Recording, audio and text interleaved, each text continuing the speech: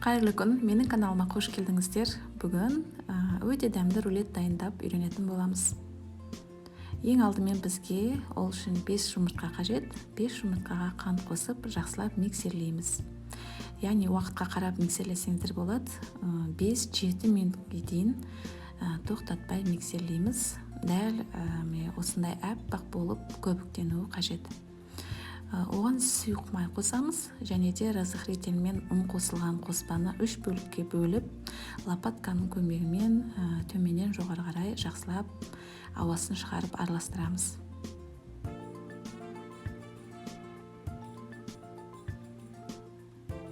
Құрамы өте аз және тез дайындалатын рулет. Формамызға пергамент қағазын төсеп, қоспамызды үстіне салып, жақсылап тегістеп жайып шығамыз.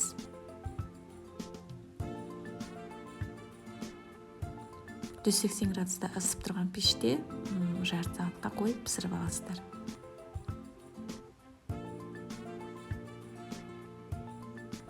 Міне піскен бисквитімізді аударып, бірден формасына келтіру үшін орап, жақсылап жарты сағатқа қойып қоямыз. Енді формасын сақтап тұрған уақытта біз ішіндегі кремін дайындаймыз. Ол үшін малина, яғни балғын свежий малинаны қант қосып жақсылап блендерлеп араластырып, өстіп дайындап аламыз. Ал креміне бізге сливки, яғни клегей, оған 100 грамм қант ұнтағын қосып, жақсылап миксерлейміз. Міне креміміз дәл осындай қою болуы қажет.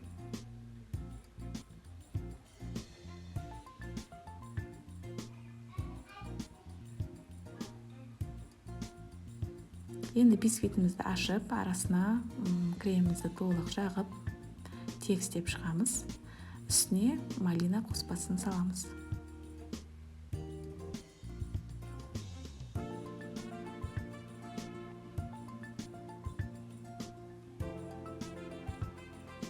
Жақсылап орап, ыдысымызға салып, енді бетін әсемдейміз. Ол үшін бізде менде натуральный шоколад, оны су буына жақсылап ерітіп, кішкене сарғыш түсті бояу қостым.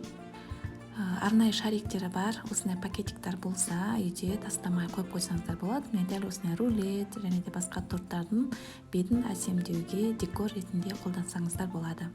Үстіне жаңа өзіміз еріткен шоколадымызды жақсылап тегістеп жағып шығамыз.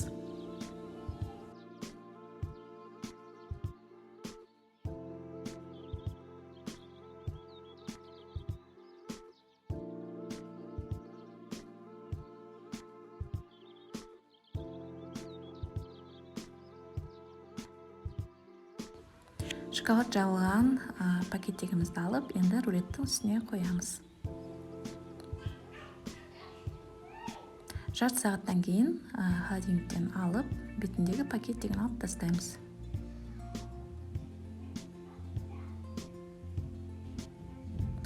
Кез келген рулет, яғни торттардың үстіне дәл осылай қолдансаңыздар болады.